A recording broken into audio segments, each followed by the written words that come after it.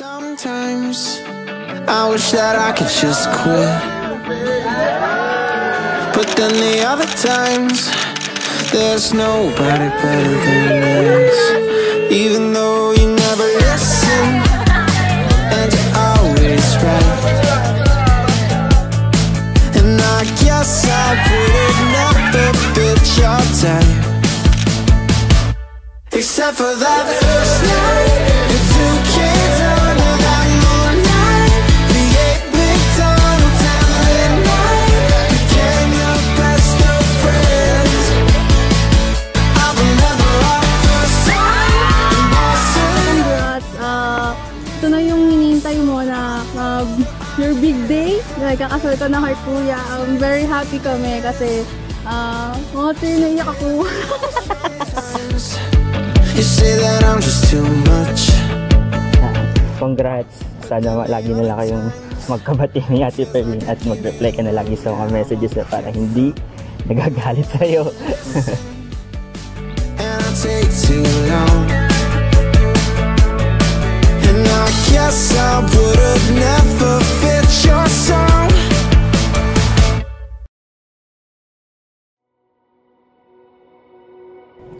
Ikaw, Jeffrey, tinatanggap mo ba ang babae na ito upang maging asawa, mamuhay na magkasama ayon sa itinakda ng banal na matrimonyo? Siya ba ay iyong iibigin, aaliwin, igagalang at iingatan sa sakit at kalusugan at tanging sa kanya lamang pipisan habang kayong dalawa ay nabubuhay? Opo, Pastor. Ikaw naman, Perlin, tinatanggap mo ba ang lalaki na ito? Titigan mo muna si Jeffrey. Upang maging asawa, mamuhay na magkasama ayon sa itinakda ng banal na matrimonyo, siya ba iyong iibigin, aaliwin, igagalang at iingatan sa sakit at kalusugan at tanging sa kanya lamang pipisan habang kayong dalawa ay nabubuhay? Opo, Pastor. Ito ang aking pangako, pag-ibig na di maglalaho. To be patient, to be kind and to be true, to love and to be loved by you. Hindi kita pababayaan, mamahalin na alagaan. To be your best friend, to be there until the end. Sa'yo lang ko walang duda. Mi, sa wakas, nandito na tayo sa yugto ng buhay natin na kung saan ikaw at ako ay masasaksihan ng mga mahal natin sa buhay, na ang araw na ito ay magsusumpaan tayo na mamahalin ang isa't isa at magsasama habang buhay, sa hirap man o ginawa, sa lungkot man o saya. Mamahalin ka ng walang hinihinging kapalit at buong katapatan. Naging mahaba man at matagal, nangangako ako sa may kapal na ikaw ang aking minamahal sa araw-araw.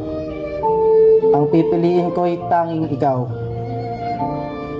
Kahit lagi tayo nag-aaway at nagbabangayan, maaaring mapagod ako sa paulit-ulit na sitwasyon, pero di mapapagod sa'yo. Ikaw ang magiging lakas ko at ako ang magiging sandalan mo. Sabay nating haharapin ang mga pagsubok at hamon sa buhay, maging ito man ay tagumpay o kabiguan. Mananatili sa'yo habang buhay. Handa na ikaw ay magkasama sa hirap at ginawa, sa bukas at walang hanggan. Handa na maging iyong tahanan, lumuha o tumawa, yayakapin hahagkan. Oh, ang dami kong gustong gawin sa tuwing ika'y kapiling. Sigurado na ako sa'yo. Mag-start ako sa isang Bible verse na lagi kong nababasa tuwing mayroon tayong problema. I will be with you until the end of time. Sabi sa Matthew 28:20. My love, thank you for changing my life in ways I could never have imagined. I'm indecisive and unsure about many things, but if there's one thing in this life I'm sure of, it's you. Thank you for loving me the way you do, so deeply and unconditionally. Your love makes me understood even in my most vulnerable moments. You embraces my flaws and celebrated my strengths, constantly encouraging me to grow while reminding me that I am enough just the way I am.